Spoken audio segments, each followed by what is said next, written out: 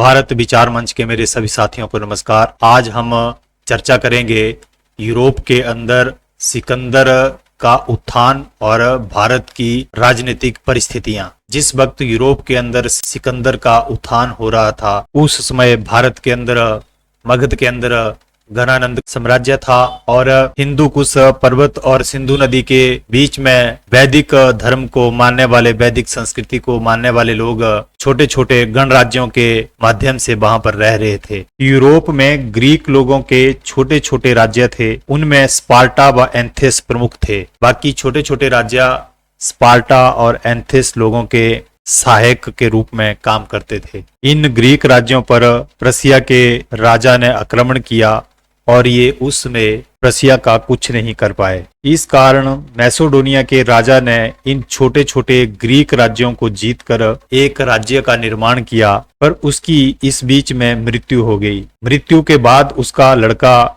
गद्दी पर बैठा और वह उससे भी ज्यादा पराक्रमी और विजयिष्णु निकला। उसका नाम था सिकंदर। उसने संपूर्ण ग्रीक को एक राष्ट्र के रूप में बांधकर बहुत ही विशाल सेना का निर्माण किया और उस विशाल सेना के साथ उसने ग्रीक के जो परंपरागत पारसिक सम्राट डायरस पर हमला कर दिया। क्योंकि जब प्रसिया ने ग्रीस के इन छोटे छोटे राज्यों को परास्त किया था, उसके बाद ग्रीस के बच्चे बच्चे के अंदर प्रसिया से बदला लेने की भावना घर कर गई थी। इसी को सिकंदर ने मजबूत करके एक विशाल सेना का निर्माण किया और प्रसिया के राजा डेरियस पर हमला कर दिया।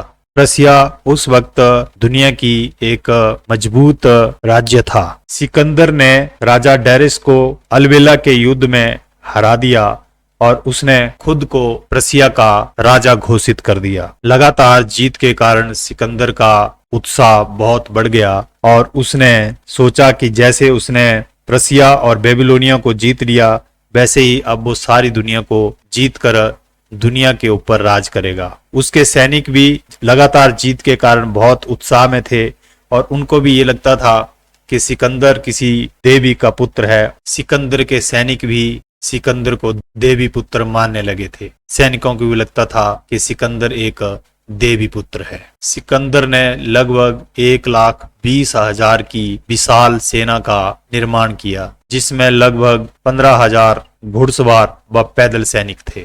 उस समय का भारतीय राष्ट्र अगर हम इतिहास में देखें तो 2500 से 3000 वर्ष पूर्व सिंधु नदी के उस पार ईरान की सीमा तक भारतीय बस्तियां और राज्य फैले हुए थे। जिसे हम हिंदू कुश पर्वत कहते हैं, उसे ग्रीक लोग पेरोप्सनीसस कहते थे। अफगानिस्तान यानी अहिगनिस्तान और काबुल नदी यानी कि कुंभा नदी तक भारत की सीमा लगती थी। हिंदू कुश पर्वत से लेकर सिंधु नदी के समुद्र मिलन तक दोनों ओर, दोनों तटों पर भारत राष्ट्र के छोटे छोटे राज्य फैले हुए थे।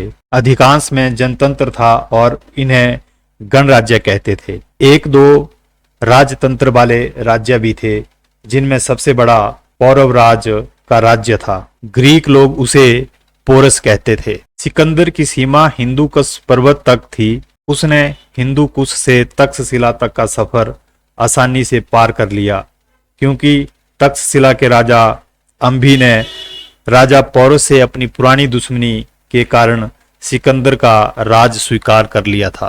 यह एक विलक्षण संयोग ही था कि एक तरफ भारत की सीमा के ऊपर सिकंदर अपनी सेना के साथ खड़ा हुआ था, दूसरी तरफ तक्षशिला के अंदर एक महापुरुष चंद्रगुप्त उस समय के महान आचार्य चाणक्य से तक्षशिला के अंदर शिक्षा ग्रहण कर रहे थे और राजनीति की बारीकियां सीख रहे थे।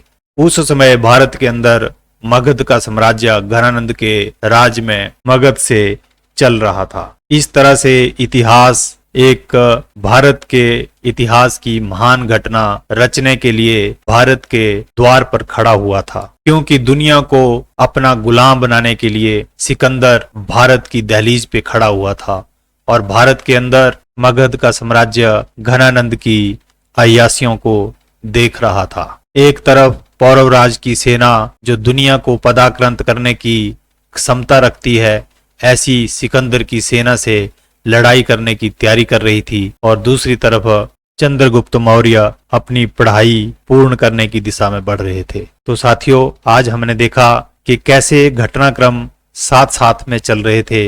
एक तरफ जो था वो सिकंदर का उत्थान, कैसे सिकंदर ने छोटे छोटे राज्यों को जीतकर एक विशाल सेना का निर्माण किया, और दूसरी तरफ भारत के अंदर मगध साम्राज्य और हिंदू कुश पर्वत के आसपास सिंधु नदी और झेलम नदी के किनारे पर तक्षशिला और पौरवराज का राज्य, और सामने दुनिया को जीतने के लिए निकले सिकंदर की लाखों की सेना अब धीरे धीरे भारत की दहलीज तक बढ़ आई है। अगले वीडियो में हम देखेंगे कि कैसे पौरवराज और सिकंदर की सेनाओं का आपस में युद्ध हुआ, और उस युद्ध से कैसे दिशा बदली इतिहास की, और इतिहास ने कैसे करवट ली, वो हम अगले वीडियो में जानेंगे।